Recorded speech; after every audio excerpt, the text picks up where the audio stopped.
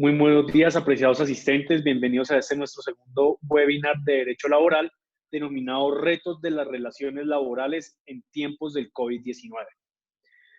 Me presento, mi nombre es Camilo Hernán Cuellar Castro, soy abogado laboral de la firma GID Consulting Group SAS, y cualquier tipo de duda o pregunta frente al presente webinar lo podrán manifestar al mail consultalaboral@gidconsulting.com.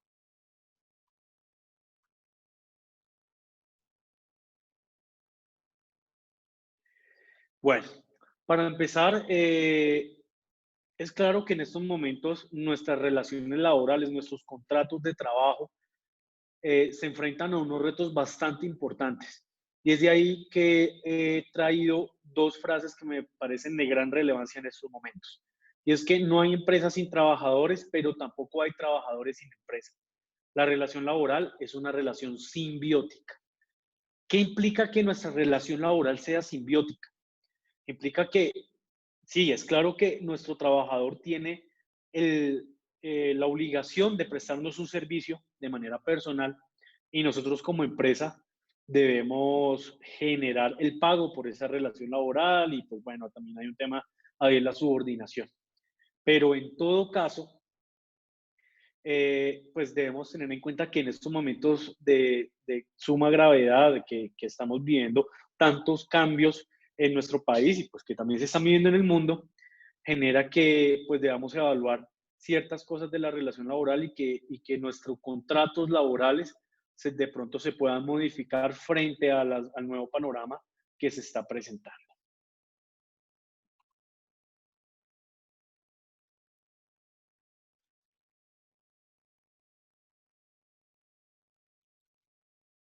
Bueno, eh, para empezar quiero ponerles de presente cuáles son las normas que pueden regir nuestras relaciones laborales y que las rigen de por sí y que son aplicables para los casos que se están presentando en la actualidad. Por un lado, está el artículo 25 de la Constitución Nacional que indica que el trabajo es un derecho y una obligación social que goza en todas sus modalidades de la especial protección del Estado. Toda persona tiene derecho a un trabajo en condiciones dignas y justas. Esa dignidad y esa justeza también se encuentra regulada en el Código Sustantivo del Trabajo que más adelante vamos a tocar. Por otro lado está el artículo 53, el cual estipula los principios con los cuales deben ser interpretadas las normas laborales. Por un lado, debemos tener en cuenta que el Código Sustantivo de Trabajo es una norma que viene de por allá de 1947, pero nuestra Constitución Nacional, que declara a Colombia como un Estado social de derecho, es de 1991. De allí que ha estipulado los principios con los cuales se deben regir todas las relaciones laborales. ¿Cuáles son estos principios? La igualdad de oportunidades para los trabajadores, la remuneración mínima vital y móvil proporcional a la cantidad y calidad de trabajo, estabilidad en el empleo, irrenunciabilidad a los beneficios mínimos establecidos en las normas laborales, facultades para transigir y conciliar sobre derechos, ojo ahí, inciertos y discutibles. Ejemplo de ello son, por ejemplo, las indemnizaciones. La situación más favorable del trabajador en caso de duda en la aplicación e interpretación de las fuentes formales del derecho. Primacía de la realidad sobre las formalidades establecidas por los sujetos de las relaciones laborales, garantía de la seguridad social, la capacitación, el adiestramiento y el descanso necesario, protección especial a la mujer, a la maternidad y al trabajador menor de edad. Subrayo de estos principios el tema de los derechos irrenunciables. ¿Cuáles son esos derechos irrenunciables? Por ejemplo, el salario, la jornada máxima ordinaria la que debe ejecutar un trabajador, que obviamente se le puede mejorar, pero no empeorar. De allí que yo deba hacer una aclaración en este punto. Y es que las normas de derecho laboral son del orden público y social, de allí que sean de obligatorio cumplimiento. Bueno, en lo que respecta a las normas que ya se encuentran estipuladas en el Código Sustantivo del Trabajo, debo poner en conocimiento las establecidas en el artículo primero, artículo 50, artículo 132 y 158 del Código Sustantivo. El artículo primero indica que las relaciones laborales se deben desarrollar en un espíritu de coordinación económica y equilibrio social. De allí que debamos tener en cuenta y dar aplicación a este principio y a este artículo en nuestras relaciones laborales en estos tiempos de crisis, en estos tiempos en los que la gran mayoría de empresas puede que no tengan la posibilidad de seguir ejecutando sus contratos laborales. Por otro lado está el artículo 50, que da la facultad para que empleador y trabajador puedan llegar a revisar las condiciones iniciales con las cuales pactaron sus contratos laborales ante los imprevisibles y graves alteraciones a la normalidad económica, tal y cual como lo que estamos viviendo en la actualidad. Y el artículo 132, que indica que la fijación del salario puede ser fijado entre las partes y de común acuerdo, claramente respetando siempre los mínimos establecidos en la misma norma laboral. Por otro lado, está el artículo 158 del mismo Código Sustantivo del Trabajo, el cual indica que la fijación de la jornada entre las partes se puede realizar de mutuo acuerdo, siempre respetando los máximos legales establecidos en la misma norma. ¿Cuáles son esos máximos? Las 48 horas semanales y las 12 horas extras a las cuales podría acceder un trabajador.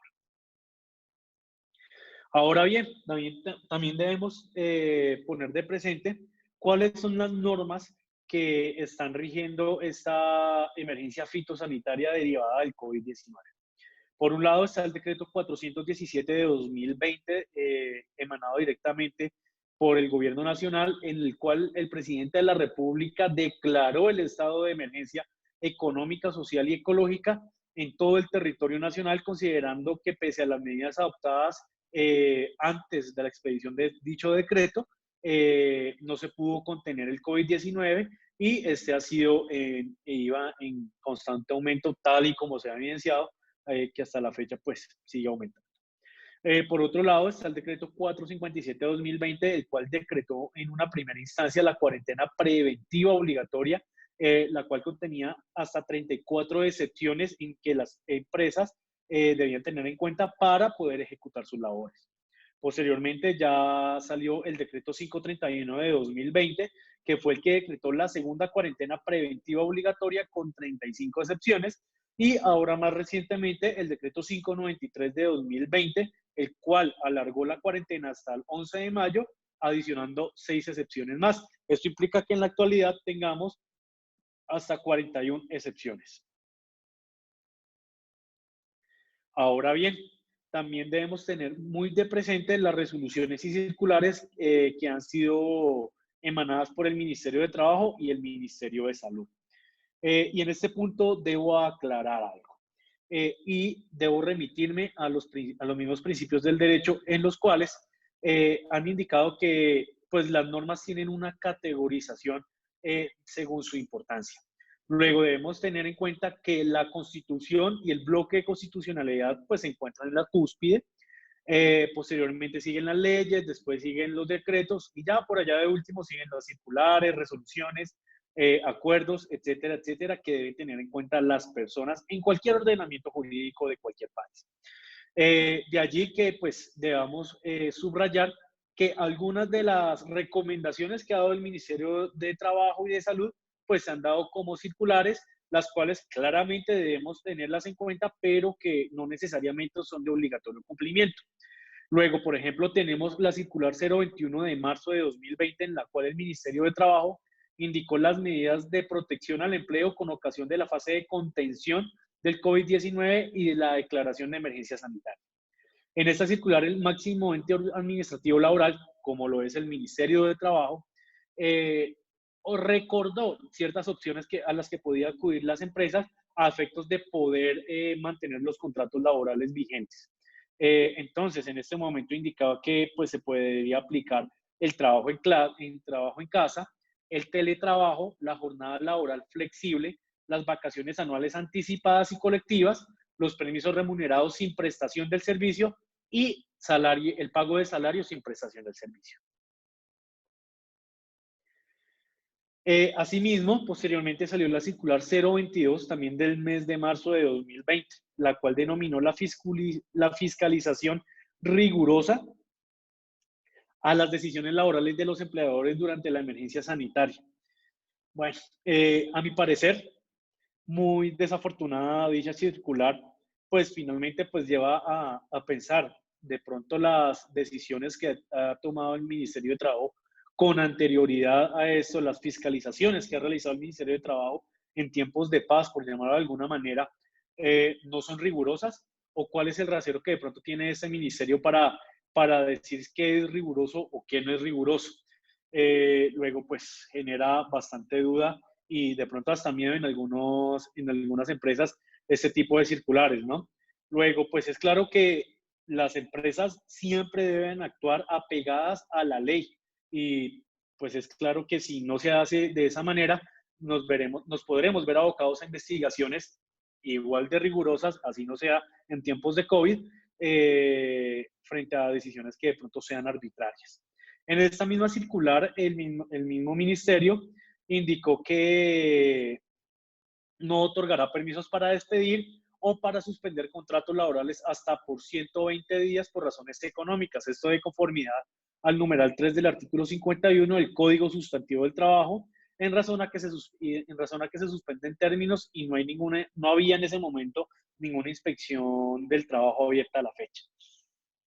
Pues bueno, resulta y les cuento que el ministerio tuvo que echar para atrás este tipo de decisiones, pues la suspensión, en cuanto a la suspensión de términos, esto en razón a que, pues, de qué manera ni iban a fiscalizar si pues, los términos estaban suspendidos y pues se suponía que ninguna inspección se encontraba abierta. Entonces, posteriormente, ya el mismo ministerio sacó una resolución echando para atrás este tipo de decisiones. Posteriormente ya salió la resolución 803 del 19 de marzo de 2020 en el que el Ministerio de Trabajo indica ejercer control preferente frente a las solicitudes de despido colectivo y o masivo o suspensiones de contrato, pues lo anterior implica grave impacto a la economía y tejido social del país.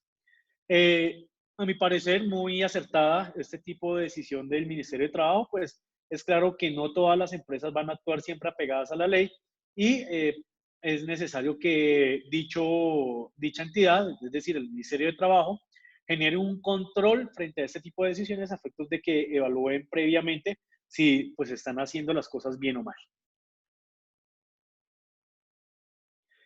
Ya después salió la resolución 853 de 2020, denominado como el mecanismo de protección al cesante, en donde el Estado indica que durante los siguientes 3 meses pagará hasta 2 salarios mínimos legales mensuales vigentes a trabajadores cesantes que hayan cotizado a las cajas de compensación familiar durante el último año. Pues cuando salió esta resolución, todo el mundo la celebraba con bambas y platillos, pero lo que no dijeron los medios de comunicación es que pues este auxilio iba hasta donde los recursos económicos llegaran. Y pues lo cierto es que desafortunadamente hay mucho trabajador cesante y a la fecha pues posiblemente vamos a tener trabajadores o ex trabajadores que no van a poder acceder a este beneficio. Posteriormente ya salió la circular 029-2020, denominado elementos de protección personal, que son responsabilidad de empresas. Bueno, esta circular salió como una circular aclaratoria debido a que precisamente salió un decreto que indicaba que las ARL se debían hacer cargo de los elementos de protección personal de las empresas de salud. Bueno, eso fue una excepción establecida directamente en la norma, pero ello no implica que las empresas realizar la entrega de los elementos de protección personal para evitar así un accidente o una enfermedad laboral a sus trabajadores en el momento en que puedan seguir desarrollando sus contratos laborales. Luego, debo hacer una distinción muy clara. Estos elementos de protección personal son totalmente diferentes a los que se han establecido normativamente en el artículo 230 del Código Sustantivo del Trabajo. Pues esta dotación sí se debe entregar pues para los trabajadores que tengan hasta 2 salarios mínimos y que hayan laborado por lo menos 3 meses durante ese trimestre a favor de su trabajador, de su empleador, perdón. Luego, los elementos de protección personal no están ligados a que este trabajador devengue X o Y cantidad de salarios mínimos, sino que se deben entregar a todos los trabajadores, siempre propendiendo por su seguridad y por evitar y para evitar el contagio de estos trabajadores. Eh, También salió posteriormente la circular conjunta entre el Ministerio de Trabajo y el Ministerio de Salud número 001 del 11 de abril de 2020, denominado Medidas Preventivas y de Mitigación para reducir la exposición de contagio del COVID-19. Bueno, pues es claro que nosotros como empresa no podemos eliminar el riesgo del contagio, pero sí podemos darle un manejo a ese riesgo y podemos reducir por lo menos y mitigar la exposición de contagio al COVID-19. Y esto es muy importante. A pesar de que las circulares, como lo indiqué previamente, del Ministerio de Trabajo no pueden no ser de obligatorio cumplimiento, es claro que por lo menos dan un lineamiento para que puedan seguir las empresas. Luego, si de pronto no llegamos a seguir estos lineamientos de protección que nos están dando, evidentemente podría un trabajador infectarse al interior de nuestras empresas y generar que posteriormente un trabajador pueda llegar a demandarnos por una culpa patronal, lo que afectaría gravemente las finanzas de las empresas y pues obviamente afectar el patrimonio económico de las mismas. También salió posteriormente ya la circular 033 del 17 de abril de 2020, denominado Medidas de Protección al Empleo, ya en la fase de mitigación del COVID-19. Bueno, en esta ocasión el Ministerio de Trabajo indicó las nuevas opciones, entre comillas, para proteger el empleo de los trabajadores, tales como, aquí hago un paréntesis, digo nuevas, entre comillas, porque es que finalmente la norma laboral es clara y es de obligatorio cumplimiento porque es de orden público. Acá en estas circulares lo que está haciendo el Ministerio de Trabajo es recordar las medidas que pueden tomar los empleadores, más no es que estén sacando una nueva normatividad para decir deben hacer esto o deben hacer lo otro. Para eso están los decretos ley que pues ya les voy a indicar los que trajeron una modificación sustancial a la norma laboral. Eh, por ejemplo, acá he recomendado una licencia remunerada compensable. Bueno, ¿de qué manera de pronto vamos a compensar un tiempo de más, poniendo a trabajar de pronto un tiempo de más a nuestros trabajadores, pero luego nuestros trabajadores no nos podrán reclamar el pago de horas extras? Bueno, es bastante complejo porque pues las horas extras están en una sobre remuneración y puede ser bastante discutible ya en la esfera de una discusión de un litigio laboral. Luego, pues no recomendaría mucho esta opción. Modificación de la jornada laboral y el salario. Sí, me parece muy buena opción y pues bueno, ya más adelante la vamos a ampliar. Modificación o suspensión de beneficios extralegales sin concertación de beneficios extralegales. Bueno, aquí dependerá eh, lo que acuerden las partes de mutuo acuerdo y pues teniendo en cuenta que se trata de beneficios que están por fuera de la ley, se podrán suprimir o modificar o disminuir. Posteriormente ya salió el decreto 488 de 2020, que aquí ya hubo una modificación y aquí debo subrayar lo siguiente. Si ven que acá ya el Estado colombiano, el gobierno colombiano, para modificar algo, ya sacó un decreto ley teniendo en cuenta que pues estaba en ese momento en estado de emergencia, pues ese decreto ya tiene un alcance de ley y por lo tanto modifica, puede ser transitoriamente la norma laboral. Ya el aviso de vacaciones no se va a requerir, tal y como ustedes lo saben, señores empresarios, que no va a requerir un aviso de 15 días de antelación, sino que a partir de este decreto ya simplemente se requiere un aviso de un día anterior a que el trabajador salga a retirar a disfrutar sus vacaciones. Y adicional a eso, adicionó transitoriamente una causal para retiro de cesantías. Este retiro de cesantías se da por la disminución de ingresos laborales del trabajador. Luego, señor empleador, debemos ser muy responsables en el momento en que le damos la carta de autorización para retiro de cesantías a nuestros trabajadores, pues lo que ha indicado este mismo decreto es que se le deberá entregar la autorización para que el trabajador retire hasta el monto en que se ve disminuido su salario. Es decir, no vamos a ordenar de lleno inmediatamente el retiro total de las cesantías del trabajador, sino que se deberá evaluar cada caso. Posteriormente, ya salió el decreto 558 de 2020, que habla sobre la reducción de aportes al sistema general de pensiones. Este beneficio es optativo para cada una de las empresas.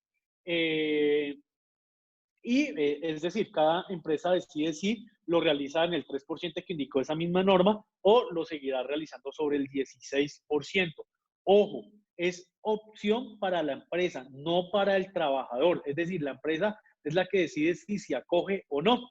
Este aporte deberá ser pagado en el 75% por parte del empleador y en un 25% por parte del trabajador. Es decir, el empleador asumirá el 2.25% y el empleador el 0.75% restante. Se debe tener en cuenta que la empresa que se acoja a este beneficio no deberá realizar pago en el aporte de fondo de solidaridad pensional de conformidad a la resolución que reglamentó este decreto 558 de 2020. Bueno, aquí voy a aclarar algo. Y es que las semanas que se paguen durante, pues bueno, acogiéndose a este beneficio, a menos de que sean de salario mínimo, no van a contabilizar en la historia laboral del trabajador. Luego, eso implica que al momento de pensionarse, pues el trabajador va a decir, bueno, pero ¿por qué no me aparecen esas semanas que yo sí efectivamente estuve vinculado laboralmente a una empresa? Y es por eso que se recomienda que pues las empresas tengan muy claro el tema de la excepción y que guarden documentos al respecto, para que en caso de que lo requieran, pues tengan los soportes efectivos para responder el requerimiento. Ahora sí, ¿qué vamos a hacer ante el panorama actual del COVID-19 que ha impedido que nuestras empresas puedan seguir desarrollando parcialmente o totalmente nuestros objetos sociales? Bueno, frente a la situación que se presenta en la actualidad y en suma respecto de los diferentes decretos, resoluciones, circulares y en la misma norma laboral, a las empresas se les recomienda, uno, en los casos en que se pueda implementar el teletrabajo o el trabajo en casa. Ahorita vamos a ampliar cada una de las opciones, no se preocupe. 2, vacaciones legales y o anticipadas. 3, permisos remunerados. 4, pago de salario sin prestación del servicio. 5, jornada laboral flexible. 6, pacto de reducción de jornada y de salario de conformidad al artículo 50, 132 y 158 del Código Sustantivo del Trabajo. Séptimo, pacto de reducción de salario de conformidad al artículo 50 y 132 del Código Sustantivo del Trabajo y en consonancia con la sentencia SL 17984 de 2017 de la Corte Suprema de Justicia. 8. Suspensión de contratos laborales por fuerza mayor o caso fortuito, de conformidad al artículo 51, numeral primero del Código Sustantivo del Trabajo. 9. Licencia no remunerada solicitada por el trabajador voluntariamente. 10. Licencia no remunerada solicitada por el trabajador voluntariamente con el pago anticipado de prima de servicios y o bonificaciones no salariales. 10. Terminación del contrato laboral por una causa objetiva ilegal de conformidad al artículo 61 del Código Sustantivo del Trabajo. 11. Terminación consensuada del contrato laboral. Y 12. Terminación unilateral de contratos laborales con las previsiones que indica el artículo 67 de la Ley 50 de 1990. Bueno, vamos a empezar aquí a ampliar las diferentes opciones. La primera que indicamos fue la opción del teletrabajo o trabajo en casa. ¿Cuál es su diferencia? Bueno, en estos momentos hay muchas empresas que dicen, es que yo mandé a trabajar en teletrabajo a mi trabajador y está desarrollando su trabajo desde la casa. Perfecto, no hay ningún inconveniente. Pero la diferencia entre teletrabajo y trabajo en casa va más allá de la semántica. Y es que el teletrabajo tiene una regulación específica establecida directamente en la Ley 1221 de 2008 y en el Decreto 884 de 2012. Y es que este teletrabajo se puede presentar en 3 modalidades, tales como teletrabajo suplementario, teletrabajo autónomo y o teletrabajo móvil, y pues deben cumplir unos requisitos que ha especificado la norma. Por ejemplo, esa modalidad de trabajo debe estar estipulada directamente en los contratos laborales, debe estar estipulada en el reglamento interno de trabajo y se deben cumplir ciertas condiciones tales como la remuneración en el pago, por ejemplo, de los servicios de energía y de Internet del trabajador. Luego, pues esta modalidad de trabajo implicaría un gasto más elevado, gasto que no sé si todas las empresas estén en capacidad de solventar en estos momentos pues, de crisis, ¿no? Adicional a ello, ya el trabajo en casa efectivamente es el caso en que el trabajador presta su servicio desde su casa, pero no se debe cumplir de manera rigurosa las normas que ya han definido el teletrabajo. Este tipo de trabajo se da, es circunstancial y se da pues a partir de la declaratoria de emergencia decretada por el gobierno nacional. Es decir, para estos casos, por ejemplo, no debemos realizar el pago de recibos de energías o recibos de internet, no debemos tenerlo estipulado directamente en el contrato laboral o en el mismo reglamento interno de trabajo. De allí que haya una diferencia sustancial entre las dos modalidades de trabajo. Ya si después de pasado todo este tipo de eventualidades que se nos están presentando y la empresa opta por por seguir dejando a su trabajador laborando desde su casa, pues es claro que no deberemos aplicar la figura del trabajo en casa, sino que ya mudaremos a aplicar el teletrabajo y pues deberemos cumplir con todo lo que ha indicado la norma, ¿no? La otra opción son las vacaciones legales o anticipadas. ¿Qué riesgos tenemos? Bueno, pues es claro que en estos momentos una de las opciones que indicó el Ministerio de Trabajo es que demos vacaciones. Bueno, pues perfecto para para las personas que tienen sus vacaciones causadas, no hay ningún inconveniente, los podemos enviar a sus vacaciones, vayan y descansen en sus casas. Pero, ¿qué sucede con las anticipadas? ¿Por qué? Porque es que finalmente si el trabajador no ha causado el derecho, ¿por qué yo como empresa debo asumir el pago de algo que no se ha causado conforme a la normatividad laboral colombiana? Y esto va atado y aunado al hecho de que por allá en 1967, si no estoy mal, salió una sentencia de la Corte Suprema de Justicia en la que indicó que frente a los descuentos que realice el empleador en la liquidación de prestaciones sociales por haber otorgado unas vacaciones colectivas anticipadas, el empleador no podría acudir eventualmente a realizar el descuento de estas vacaciones, pues no fue voluntad del trabajador salir a vacaciones. Pero bueno, y en este caso, en el caso que estamos de una crisis económica y que pues estamos mandando a nuestros trabajadores a sus vacaciones, no porque nosotros queramos, ni tampoco porque el trabajador lo quiera, sino por mantener vigente su contrato laboral y poder mantener vigente un ingreso, ¿de qué manera podemos llegar a descontar esos valores? Bueno, algunos juristas muy reconocidos del país han indicado que, pues bueno, en estos casos se deberá sopesar la buena fe con la que está actuando las empresas, ¿no?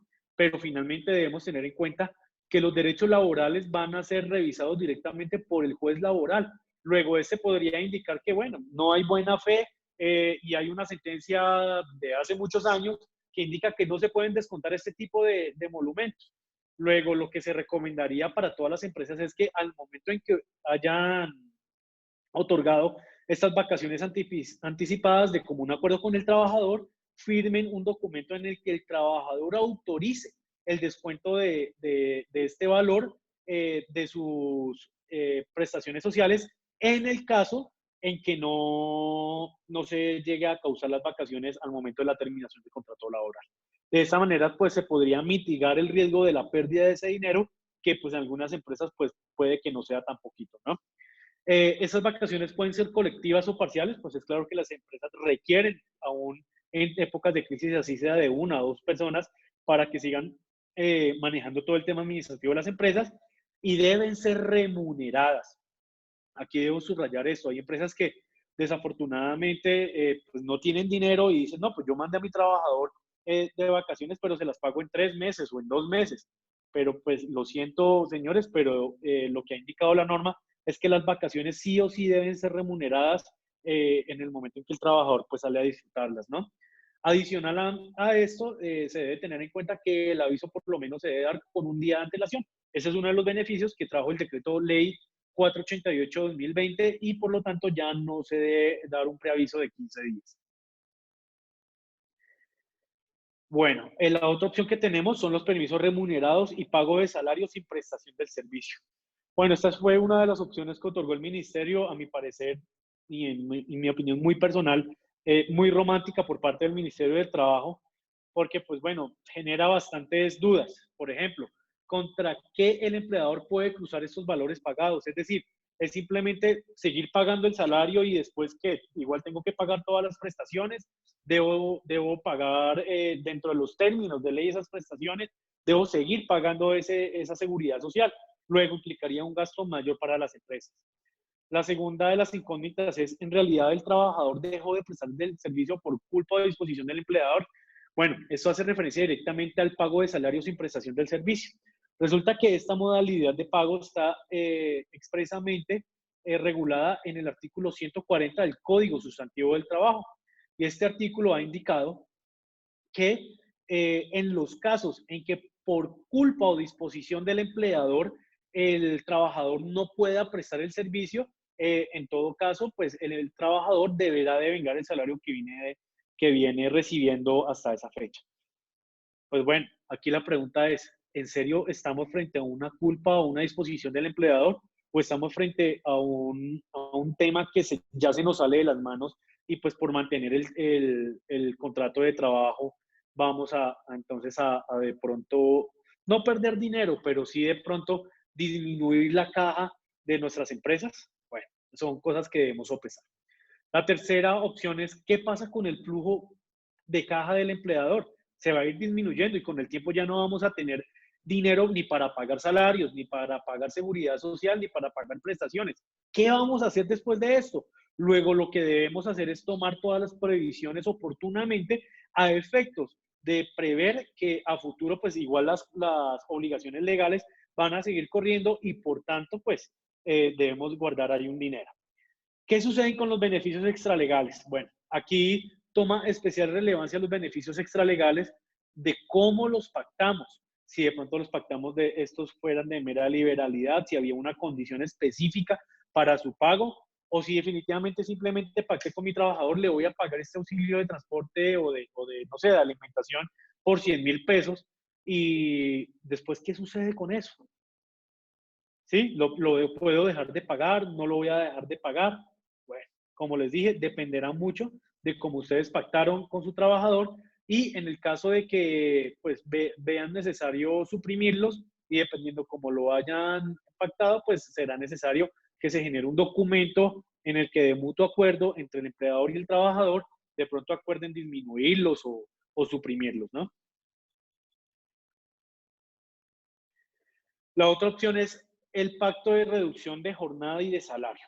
Bueno, esta es una de las opciones más acogidas por todas las empresas, en la que de común acuerdo entre el empleador y el trabajador acuerdan disminuir la jornada contractualmente y como consecuencia de ello disminuir el salario conforme a los artículos 50, 132 y 158 del Código Sustantivo del Trabajo.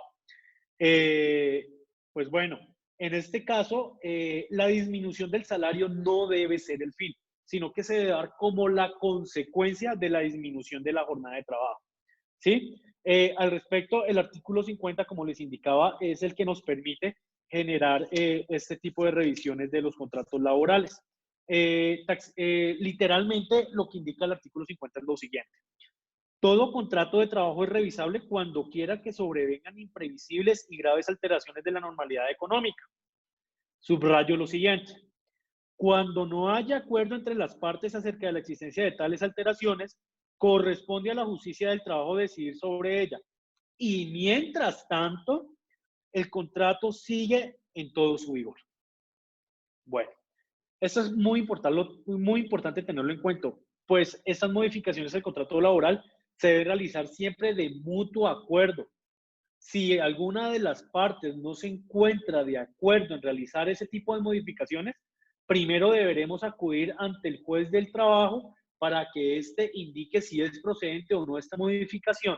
Mientras que eso sucede, deberemos mantener en plena vigencia el contrato laboral y pues obviamente deberemos responder con todas las obligaciones legales que de él devienen. ¿Listo?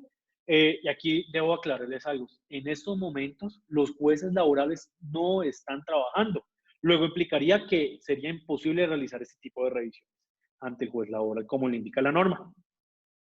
Ahora bien, el artículo 132, tal y como se los indiqué líneas arriba, es el que indica que entre el empleador y el trabajador pueden pactar los salarios.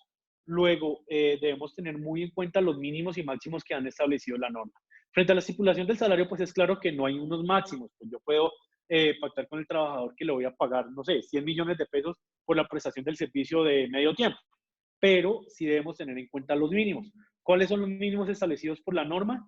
El salario mínimo legal mensual vigente, el cual también podrá ser pagadero en proporción, y aquí toma especial relevancia lo que muchas personas venían indicando estar en contra frente a unas nuevas regulaciones del trabajo por horas, por ejemplo.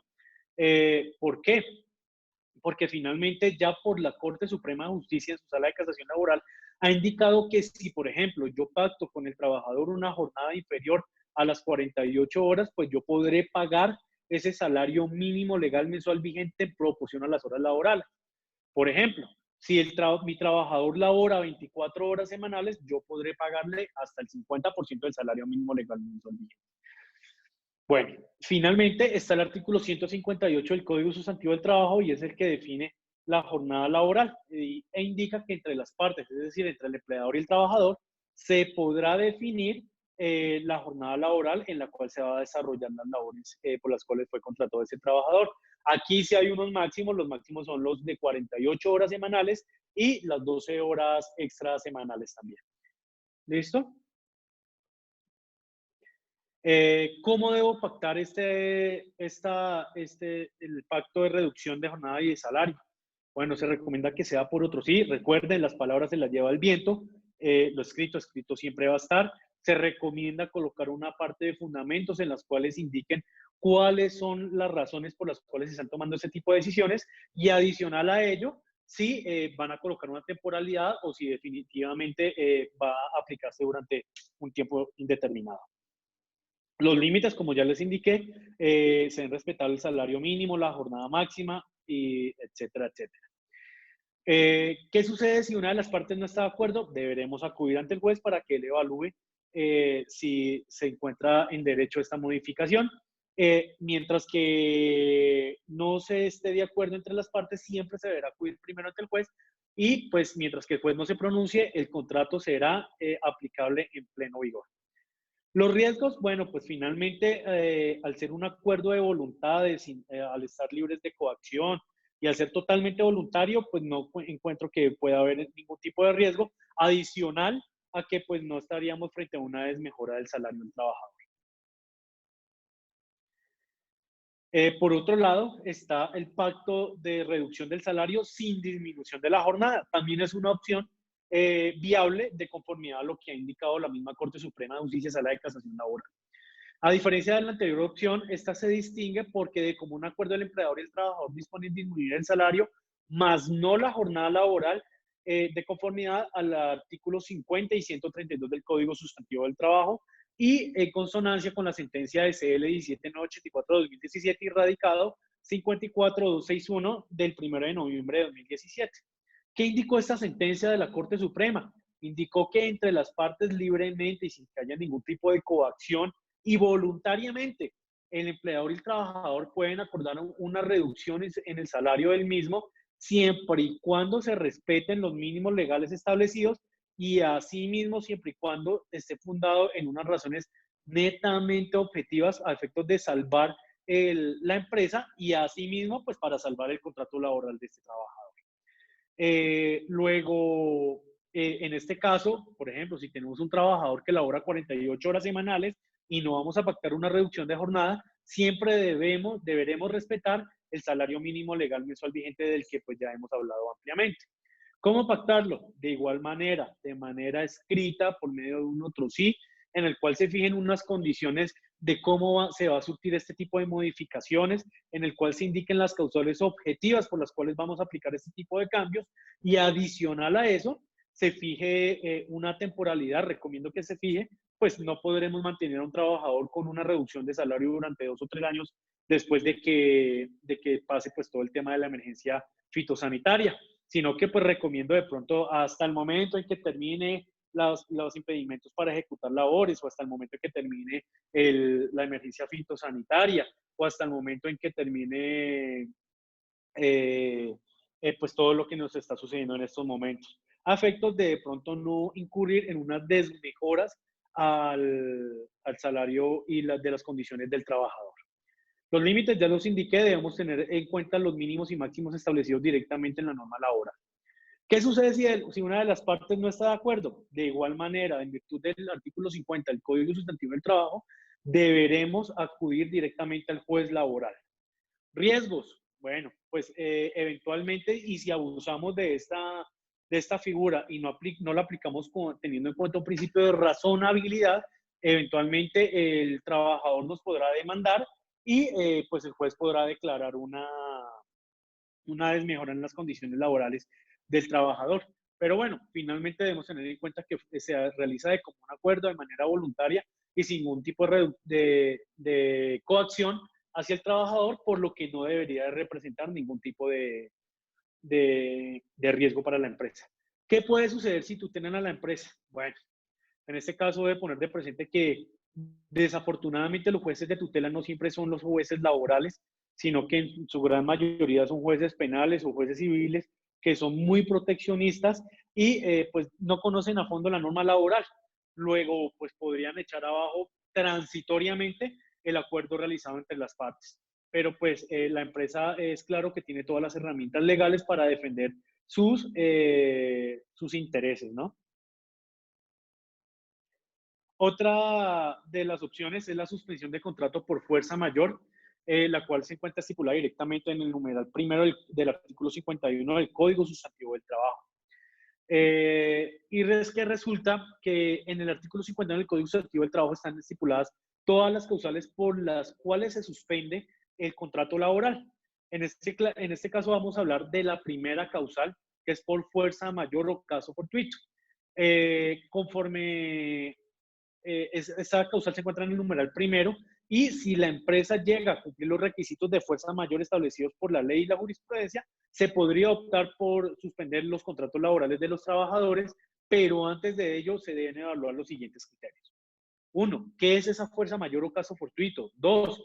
¿Cuáles son los criterios establecidos por la jurisprudencia de la Corte Suprema de Justicia, Sala de Casación Laboral, para considerar que una empresa de pronto se encuentra frente a una fuerza mayor o un caso fortuito?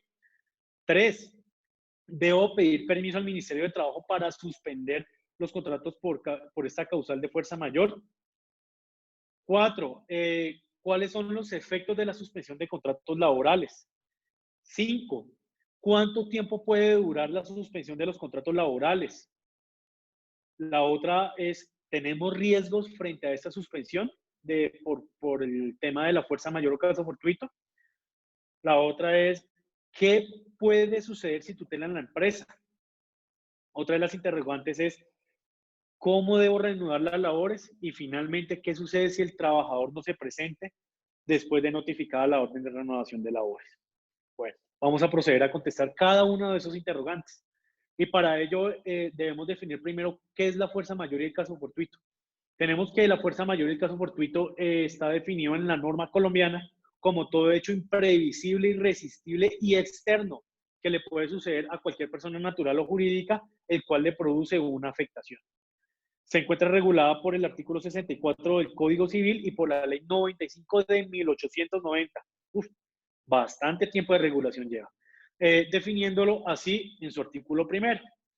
Se llama fuerza mayor o caso fortuito el imprevisto a que no es posible resistir, como un naufragio, un terremoto, el apresamiento de enemigos y los actos de autoridad ejercidos por un funcionario público. Subrayo actos de autoridad ejercidos por funcionario público. Pues es claro que conforme a los decretos que ha emanado el gobierno nacional, pues estos son actos de autoridad y han impedido que muchas de las empresas puedan seguir ejecutando su objeto social, y pues de ahí que no tengamos ingresos y pues bueno, ya debamos tomar este tipo de decisiones, ¿no?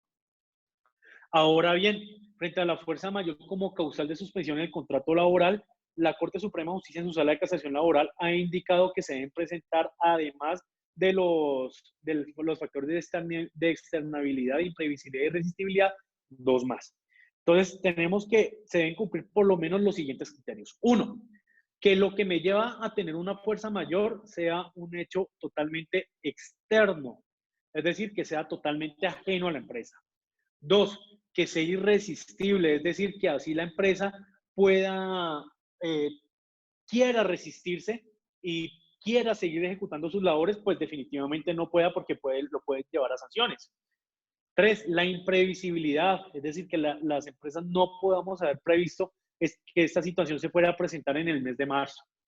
Cuatro, la inimputabilidad, es decir, que la fuerza mayor no sea por causa o culpa del empleador. Y cinco, la imposibilidad de ejecución del contrato, es decir, que en definitiva la empresa no puede ejecutar el contrato. Y este criterio resulta tener bastante relevancia, pues hay empresas que se encuentran en la actualidad dentro del decreto de excepciones. Luego, decir que de pronto una empresa no tiene una imposibilidad de ejecución del contrato, a pesar de que se encuentra excepcionada, pues resultaría contrario y podríamos tener bastantes inconvenientes del índole legal ya ante un juez laboral, ¿no? Bueno, la otra pregunta es, ¿se requiere permiso para suspender el contrato laboral por fuerza mayor? Bueno, les cuento que conforme al numeral segundo del artículo 67 de la Ley 50 de 1990, no es necesario pedir un permiso al Ministerio de Trabajo. Se requiere solo avisar al trabajador y simultáneamente al Ministerio de Trabajo a efectos de que éste compruebe las causas de fuerza mayor. Pero aquí debo aclarar algo. El Ministerio no es el llamado a indicar si hay una fuerza mayor o no. Pues para eso se encuentra el juez laboral. Luego, el Ministerio de Trabajo no podría llegar a negar una fuerza mayor, porque además de eso, no está llamado a generar autorizaciones por este tipo de causas. ¿Cuáles son los efectos de la suspensión del contrato laboral? Bueno, aquí debo hacer un paréntesis. En la siguiente diapositiva vamos a hablar de la licencia no remunerada. Y es la licencia no remunerada tiene los mismos efectos de la suspensión del contrato laboral. Entonces, para que lo tengan muy en cuenta. El primer efecto de la suspensión del contrato laboral es que cesa la obligación del trabajador de prestar el servicio. La segunda de ellas es que cesa la obligación de la empresa de pagar los salarios, pero, sin embargo, de la empresa le queda la obligación de realizar el pago de salud y de pensión. Y finalmente, los días de suspensión se deben descontar para la liquidación de prestaciones sociales, a excepción de la prima de servicios. ¿Cuáles prestaciones sociales vamos a descontar? Vamos a descontar esos días de suspensión para las cesantías, para los intereses a las cesantías y para las vacaciones, aunque las vacaciones debo aclarar, no son una prestación social, son un permiso para un descanso remunerado por parte del trabajador. ¿Cuál es la duración de la suspensión del contrato laboral por fuerza mayor? Bueno, esta suspensión perdurará durante el tiempo que permanezcan vigentes los hechos que dieron lugar a la suspensión de los contratos laborales. Es decir, durante el tiempo que dure la fuerza mayor, podrá mantenerse vigente la suspensión del contrato laboral. Si posteriormente a su empresa, que no se encontraba excepcionada, y ahorita de pronto el 11 de mayo sale un nuevo decreto y le indican que está dentro de las excepciones, pues es claro que no podrá perdurar esta causal de suspensión. Frente a la reanudación de labores, bueno, la reanudación de labores se encuentra estipulada directamente en el artículo 52 del Código Sustantivo del Trabajo e indica que una vez desaparezcan las causas que dieron lugar a la suspensión, el empleador deberá dar inmediato aviso al trabajador a la última dirección registrada por el trabajador al interior de la empresa. Recomiendo también registrar de pronto correos electrónicos, los cuales, es decir, los trabajadores deberán presentarse durante los siguientes 3 días hábiles a la notificación. Si no se presentan durante esos 3 días hábiles siguientes a la notificación, se entenderá que el trabajador no regresó a su lugar de trabajo y por lo tanto se podrá proceder a terminar el contrato de este trabajador de conformidad al literal primero del artículo 61 del Código Sustantivo del Trabajo, que es el que consagra las terminaciones de contratos por causa objetiva. ¿Cuáles son los riesgos de la suspensión de contratos por fuerza mayor? Consideramos los siguientes riesgos. El primero de ellos, el abuso de la figura por parte de las empresas exceptuadas por parte de los decretos fundamentales. Bueno, si su empresa se encuentra dentro de las excepciones del decreto 593 de 2020, es claro que no puede acogerse a la suspensión de contratos por fuerza mayor y adicional a eso, pues posiblemente ante una demanda esta suspensión se declarará como ineficaz y tendrá que realizar el pago de salarios.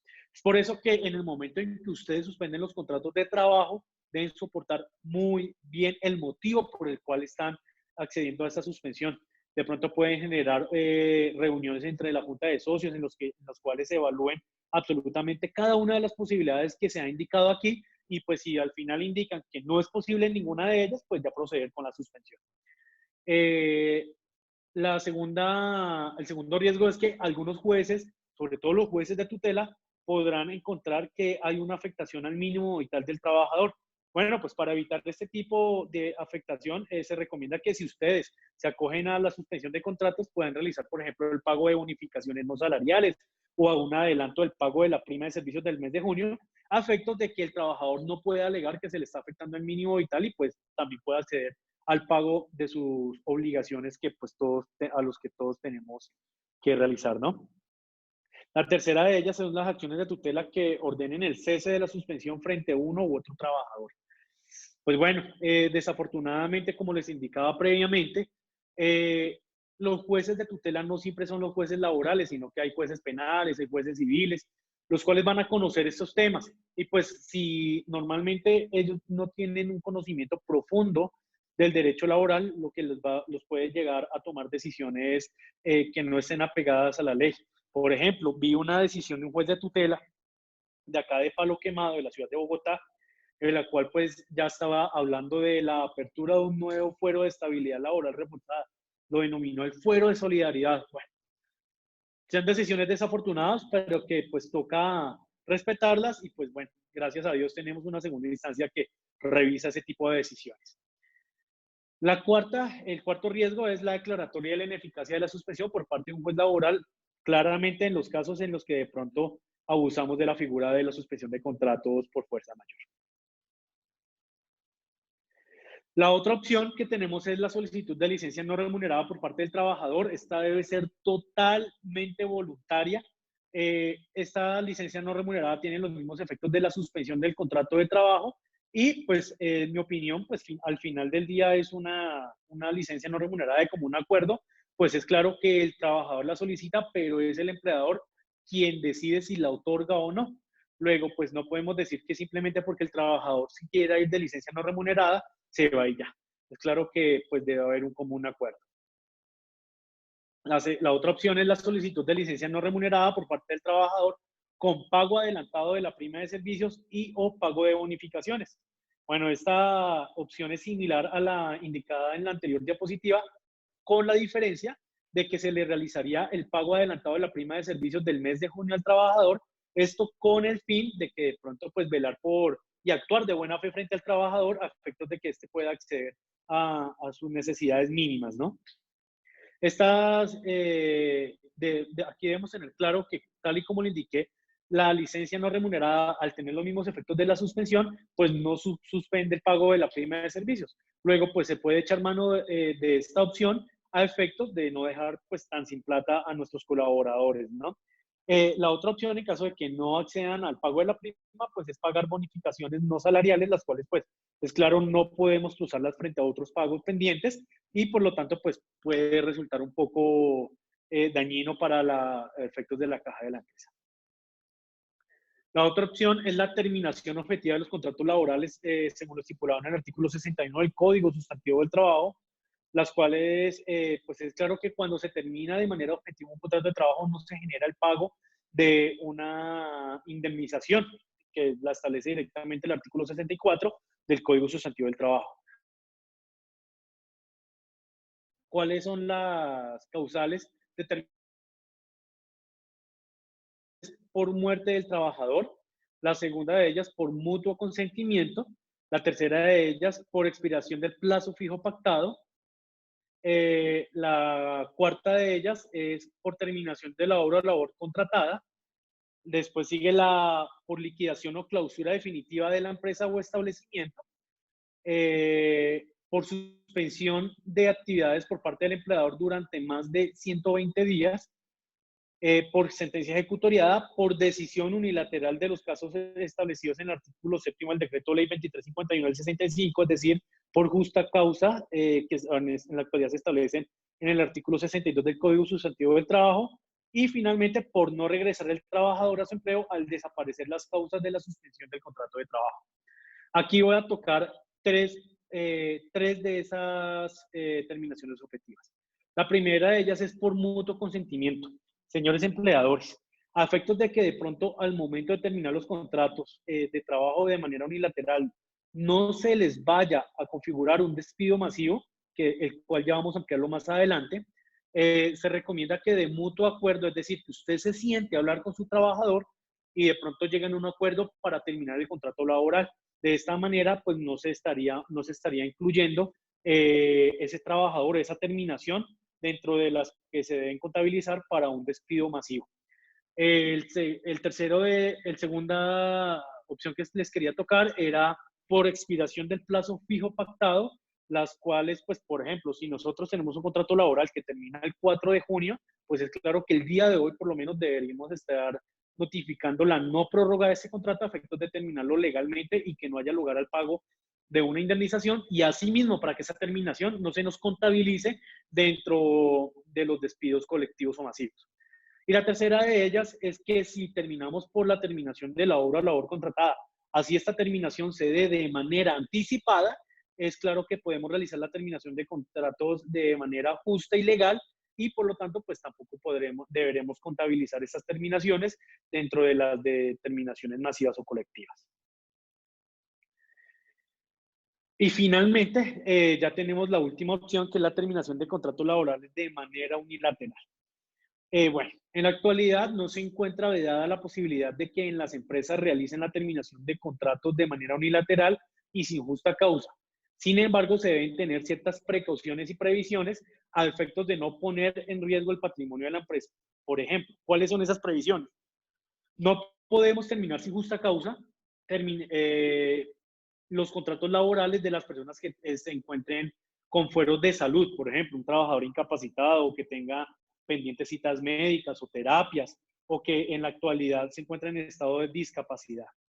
Tampoco podremos terminar contratos laborales a personas que se encuentren en el retén social o el fuero de prepensionados, que es el que indica que dentro de los últimos 3 años, para las personas que no hayan cumplido las semanas para pensionarse, pues se les termina el contrato laboral.